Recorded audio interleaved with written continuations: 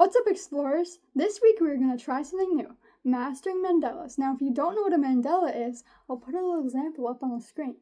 But the Google definition of a mandala is a complex, geometrical, organic design structured around a central or focal point, expanding outwards in symmetrical layers. Now, I've never tried making one before, but hopefully by the end of the week we'll have a colored mandala. So without further ado, let's get started. So right off the bat, just a little disclaimer, I did realize after recording all this that my iPad was in portrait, not landscape, so the footage is a little wonky, but I'll definitely remind myself next time to make sure that is in landscape and not portrait. But for now, we'll get to day one. I wanted to keep day one pretty simple, so I tried one on my own first, then I just let myself kind of get lost in creating different patterns and designs for the mandalas. Now this footage is sped up, but one of my goals for the year is to get better at digital art, and I use something called Sketchbook. But one of the things I learned during this mandala project is that I should lock the symmetry tool. Because after my second mandala, I realized that it wasn't in the middle. So I started a new page and I made sure that it was in the middle this time. I think my overall thought process was to try and incorporate a lot of flowery shapes, a lot of dots, a lot of swirls. And I think I did that for the most part on day one and probably throughout the whole project too. Now we're going to speed through a bunch of this footage, but I probably spent a good 30 minutes drawing and creating these mandala designs. I'll give you a little time lapse because I did enjoy creating them and I think it's pretty satisfying to watch.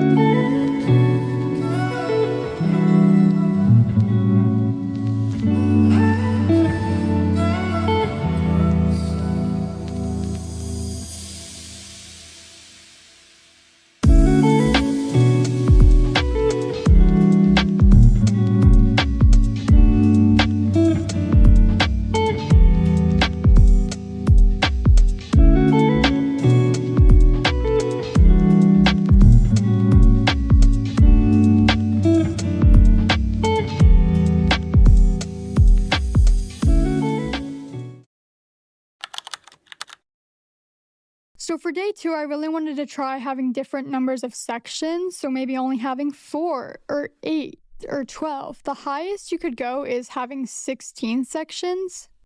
I did also try and mix and match, so maybe having only 4 at the beginning and 12 in the middle in one mandala.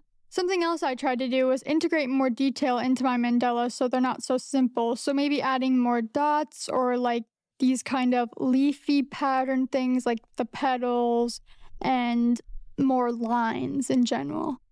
If you look at most mandalas, they have a ton of detail, a ton of lines, a ton of color. So I really wanted to try and capture that in my designs too. The fun part about mandalas is they're kind of like snowflakes. Like, no snowflake is the same, just as no mandala is the same. The lines are always different.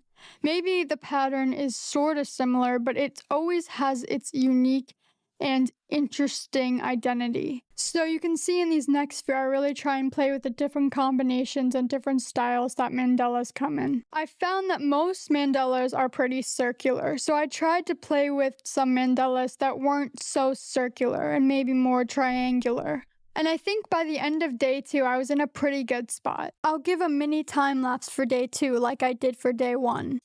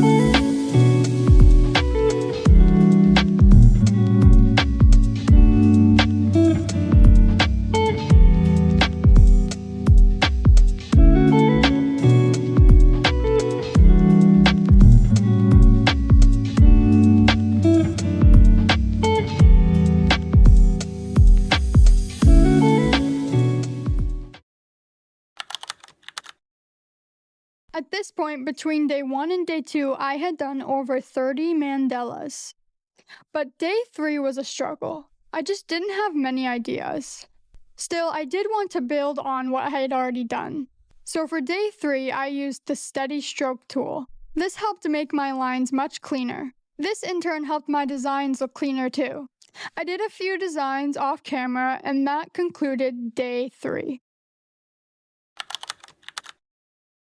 On day 4, what I did was I took all of the mandalas I did and I put them all in one document. In the end, this came out to about 50 mandalas. Then what I did is I cleaned up all the mandalas.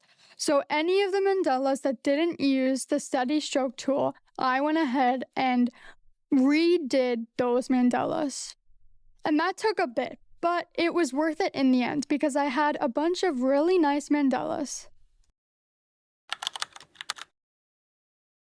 Day 5, the final day. What I did on day 5 is I found my favorite mandala out of all the ones I created and separated it into its own little document. When it came time to colors, I had some colors saved in the custom colors section. And though I did make a few of my own, when I got to it completely filled, I wasn't really happy. It just felt really flat. There was just too much of one color. So what I did is I added a few more lines, separating some of the sections so that I could color these sections different colors. And what I mainly did is I changed the shade of the colors depending on the section. So if it was red, I changed that red to maybe a slightly different red, but kept it in that same section. And off camera, I got to a point where I was happy, at least I thought.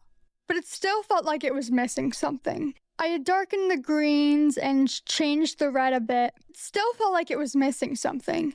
So what I did is I added a bunch of dots, but I decided I didn't really like that. It was too polka dotty. So I got rid of those and decided to make one dot with an accent line attached to it. I also added some dots around the mandala. And I finally really honed in on the different shades of one color.